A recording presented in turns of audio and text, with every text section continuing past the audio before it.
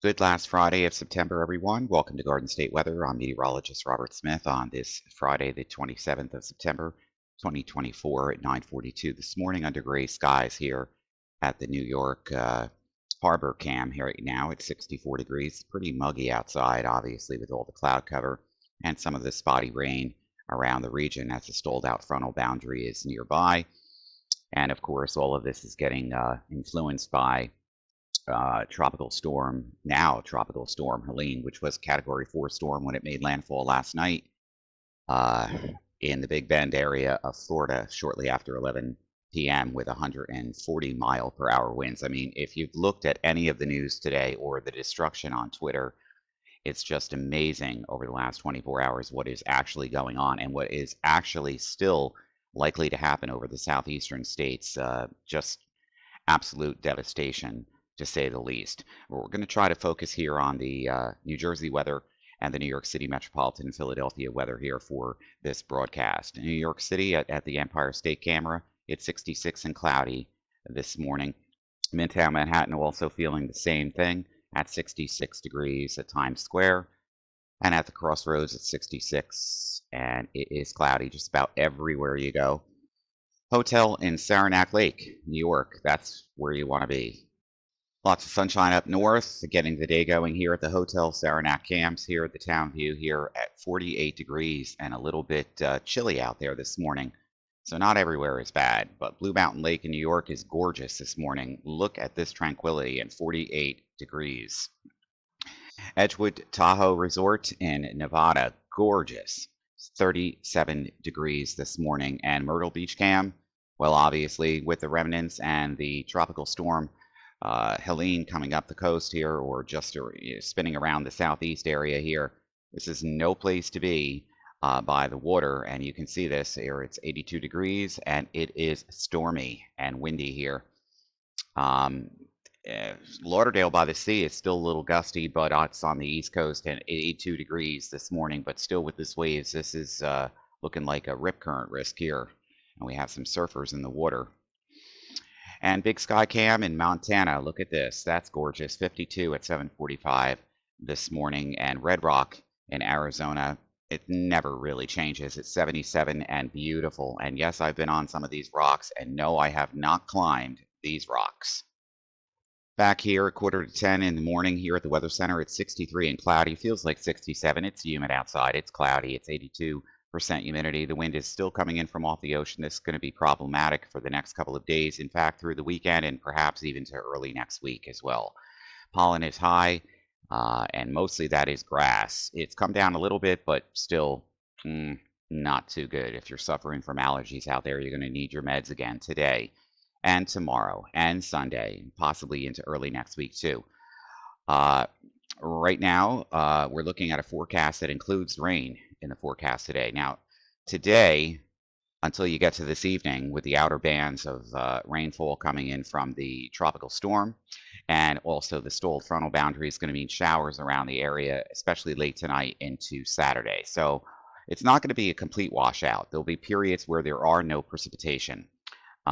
For today, there's about a 40% chance later this evening and overnight, and then into tomorrow morning, and then again later in the afternoon. So, but there'll be cloudy skies, but there'll be breaks of precipitation in between. So if you've got outdoor plans, you might want to not cancel them, but make provisions for them. Sunday's also going to feature some light rain around the area, especially in the morning hours. And Monday is probably one of the nicest days for the upcoming week. It's the last day of the month of September, and it should be a partly sunny day with very little in the way of any kind of precipitation. Then a cold front comes through on Tuesday with more showers. Okay, so this is about 61%. That's about as best we can do here. That continues into Wednesday. And then next week on Thursday, we get into, so October is going to start out with some showers and rain around here on Wednesday, and some of this rain could be locally heavy too on Wednesday, okay? When we get to Thursday and Friday and Saturday and Sunday, the 3rd, 4th, 5th, and 6th, we're dealing with better weather and temperatures still above normal for this time of the year. Right now, the temperature is 63. Dew point is feels like 67. Dew point is 60. The air is very saturated, 82% humidity. Wind coming in off the ocean at 5 to 14 miles an hour. UVI index today, no good. It's low at 3 because of the cloud cover and the fog. Air quality, 14. Pollen is high, of course, and the visibilities are pretty good considering all things. And the air pressure is kind of moderately high across the area. Nearby tides at Bergen Point Beach here. We're going to falling. These high tides will be falling off. Next full moon here is on October 17th. Right now, the phase of the moon is at 31%. Sunset tonight is at 6:44. At the Rutgers University Meteorology Program, we have 67 degrees. It's cloudy, winds coming in from off the ocean at about 5 miles an hour. Warm spots, 73 right now in Mannington Township, Logan Township, Dennis, Fortescue. Cool spots are obviously at the top of the High Point Monument, but other than that, it is just ridiculously humid outside. In fact, the relative humidity this hour is still hovering in the upper 80s and low 90s and 100%. And Doppler radar is showing some of this precipitation. Now, this is the part of the outer bands here coming in from off the ocean from Tropical Storm Helene. But further inland here, we still have some spotty showers because we have a draped backdoor cold front, which is kind of stalled out across the area. We do want to take a look at the geocolor right now, and obviously there's plenty of clouds. Upstate New York has less cloud cover here, as we can see here over the Finger Lakes and further to the north of that. Water vapor channel, we're pretty locked in, and plenty of moisture still coming in from off the ocean to the south, with the outer band feeding into the high pressure ridge off the coast and the low, which is the remnants right now of Tropical Storm Helene. Let's take a look at the air temperatures right now, and they're running in the low 60s to upper 60s, even low to mid 70s here in Delaware. So it's a sticky morning outside with the cloud cover, as one would imagine. We didn't really do anything with the minimum temperatures.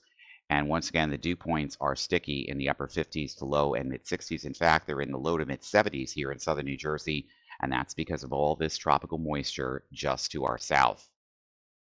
Over the last 24 hours, really the only places that received the showers when the cold front was coming in, back to a cold front here, was over northern New Jersey and central New Jersey, as you can see. And this was not a lot of rain, but it did help saturate the ground just a little bit. A soil moisture content, even down here, is still extremely low, down to 50 centimeters, and even at 5 centimeters at the top level here, very little appreciable water into the soil. Here is a review right now of what this looked like. Devastating Category 4 historical 100-year storm in this region of the Gulf of Mexico. I remember Katrina and, of course, Andrew in '92, but I've never seen, and Ian and stuff like that, but I've never seen anything like this. This just accelerated due to the warm temperatures and no shear. And it was quite amazing to even watch this. And, of course, the absolute devastation of all the things that the people here are going through, especially with about 4 million people right now without power. If we take this back to the beginning, this is the low-level water vapor channel here, and we're going to start this all the way from the beginning. Here comes all this convection and the low-level water vapor here. You can see the low developing and spinning here. Okay, this is our hurricane right now. Look at all this centralized areas here that had all of this precipitation. And if I added product overlays, like let's say I did the flashes here. Okay, look at this convection here. This is amazing, amazing. And of course, we've already seen a destruction along with flooding, deaths even, just terrible what's going on down there. In the shortwave band, we got a lot of overlays here. So these were the areas of warm temperatures here, upper 80 heat content water here for this storm to go. And This is also the dynamical lightning strikes. And some of the other product overlays here that we're using is the supercell composite, which shows the supercells and lightning strikes. So let's try to roll this here.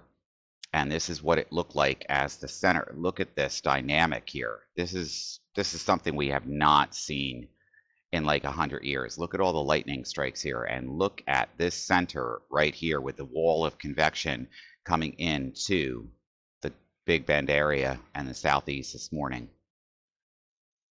Power outage maps this morning here at about 10 o'clock in the morning here. We've got over 1.400, over nearly 1.5 million people in South Carolina are without power right now. Florida, no good. Georgia, no good. So about 4 million people right now are without power here. In the state of Florida, it's 11,000 customers out of 1,073,000. Georgia, 1 million. South Carolina, 1 million. North Carolina, 500,000. 500,000 here in Tennessee. Also 21,000 in Kentucky and in Ohio too. And of course now into North Virginia as well.